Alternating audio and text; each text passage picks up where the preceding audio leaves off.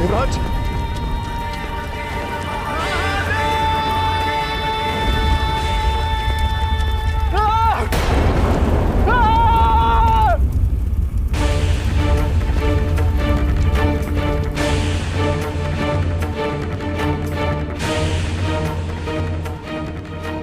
क्षमा प्रभु, क्षमा। अब मैं वही करूंगा जो आप कहेंगे। महादेव, महादेव मुझसे भूल हो गई। अब जो कहेंगे मैं आपकी हर बात मानूंगा। प्रभु, प्रभु, प्रभु, प्रभु, मुझे क्षमा कर दीजिए प्रभु। मैं मूर्ख हूँ प्रभु, मैं मूर्ख हूँ। मैं अपने अहंकार में आपको नहीं पहचान पाया प्रभु। मुझे एक अवसर दे दीजिए प्रभु, एक अवसर दे दीजिए। मैं आपको निराश नहीं करूंगा प्रभु, मैं आपको निराश नहीं करूंगा प्रभु।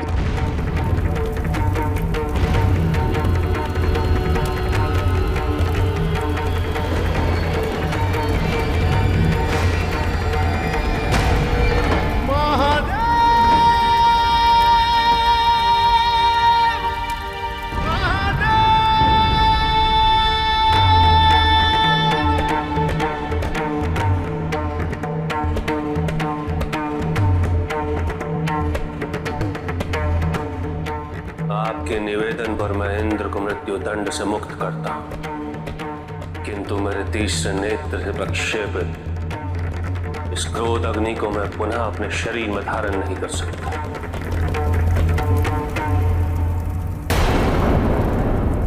इस शक्ति का इस धरती पर रहना अनर्थकारी सिद्ध होगा। इसकी शक्ति और इसकी ऊष्मा को समुद्र का आधा जल ही धारण कर सकता है। इसलिए इस ऊर्जा को मैं समुद्र के अगाध जल राशि में स्वयं समर्पित करता हूं।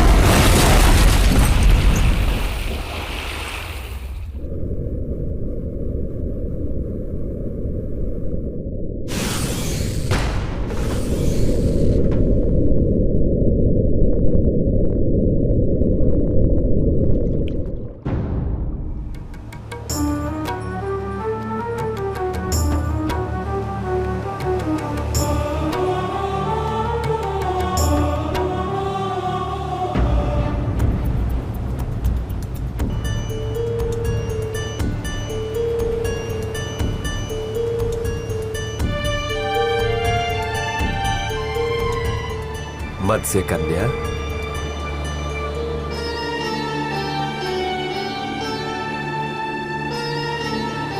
प्रणाम समुद्रदेव। तुम्हारे माथे पे फैला ये तेज इस बात का सूचक है कि तुम्हें इस बार मातृत्व की पूर्ण अनुभूति होगी, अवश्य होगी। जी समुद्रदेव, मैं नहीं चाहती पिछली बार की भांति कोई इन्हें हानि पहुंचाए, इसीलिए इन्हें जल में नहीं यहां संभाल कर रखा है। संसार का सबसे बड़ा सुख, सबसे बड़ा सौभाग्य होता है अपनी संतान को जन्म देना, उसे संसार में आते हुए देखना। सब अच्छा ही होगा।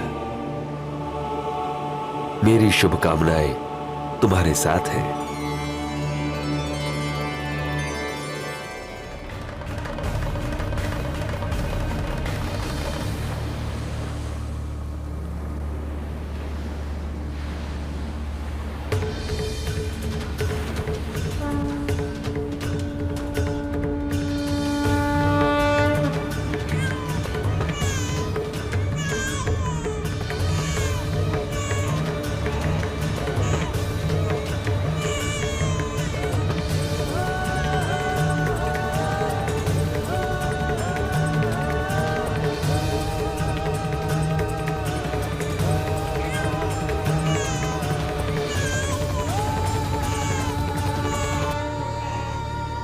महादेव की क्रोध अग्नि उनके अंश के रूप में जन्म ले चुकी है।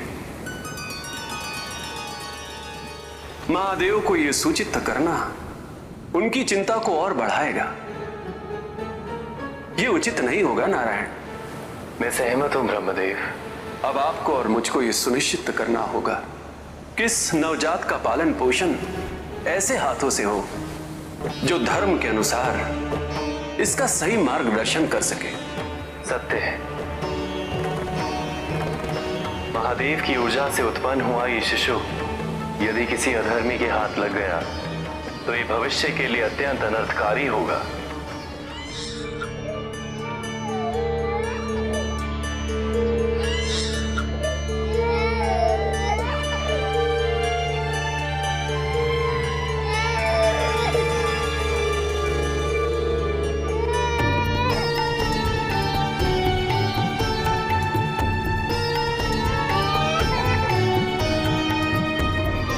इस बार तुम्हें मातृत्व की पूर्ण अनुभूति अवश्य होगी। एक पुत्र मां के वात्सल्य को तरस रहा है।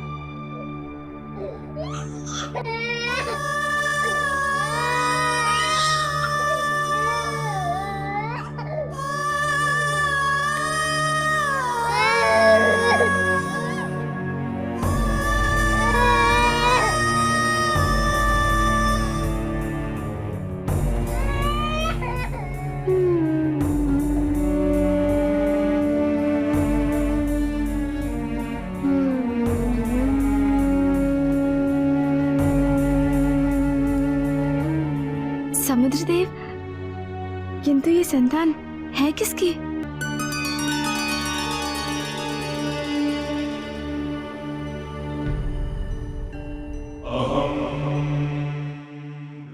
समुद्र देव ने तुम्हें इसे पालन पोषण हेतु सौंपा है।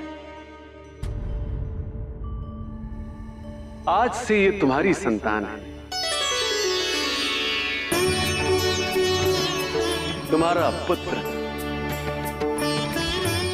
तुम्हारे स्पर्श मात्र से ही इसका क्रंदन समाप्त हो गया है। इसका जन्म समुद्र देव के गोद में हुआ है। इसीलिए ये जलंधर के नाम से जाना जाएगा।